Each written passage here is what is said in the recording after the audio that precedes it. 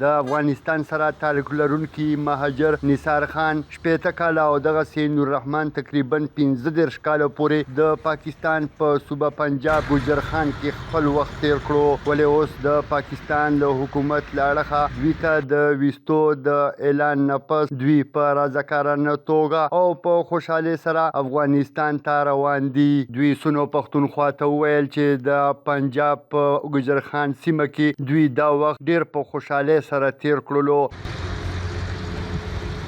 نثار خان پنجاب نه ستان ته جلال آباد ته دلته هم په 80 کاله تیر 80 کاله الحمدلله ښه وخت هم تیر کړو. حکومت نه خوشحاله یو، بس نو اوس به ځو خپل وطن ته. حکومت نه ورځو انشاءالله، بس خپل وطن هم نه آبادول غواړي. وګر خپل وطن چې آباد کړو نو څه به وکړو، بعد چې انشاءالله نو خپل وطن د آبادو به. نوم مې نور رحمان ده. 15-16 کاله کېږي چې زه ګوجر خان ته راغلی یم او زما پیدایش هم د ګوجر خان ده. هم د ګوجر خان کې پیدا شوی یم، همدلته مې واده کړی ده، همدلته مې بچي پیدا شوي دي. زموږ حکومت چې د هغې نه موږ دغه مطالبه کوو چې زموږ خور څه لاړل تباه او برباد شو. نه کور لرم، نه ځمکه لرم، نه ځای لرم، هېڅ شی هم نه لرم، نه د کاروبار دپاره پیسې لرم. زه خپله معذوره یم په دواړو لاسو باندې او بچي مې واړه دي. زه د هغه حکومت نه غواړم چې ماته یو کار روزګار جوړ کړي، ما سره کومک وشي، ماته یو نومره ځای راکړي چې زه پکې واوسېږم، خپل ژوند زندګي تېره کړم. جلال آباد د سخرودو اوسېدونکی یم، تذکیرې مې د سخرودو جوړې دي وروره.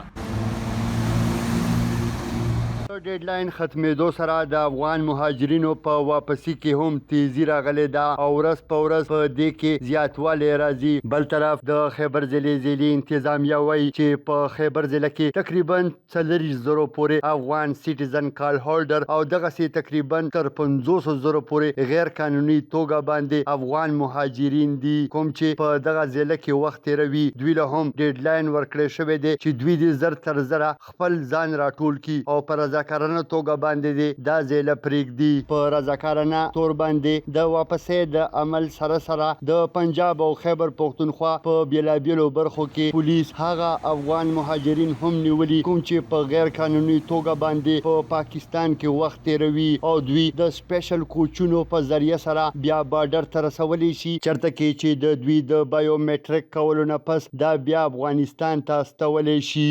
او د افغان مهاجرینو دپاره په خیبر ضلع تحصیل لنډي کوتل حمزه بابا ګراونډ کیمپ کې ټولې تیارۍ هم مکمل کړې شوي دي او د تیارو سره سره د سیکورټي هم سخت انتظامات شوي دي. محمود الله خان افریدي، سنو پښتونخوا، خیبر.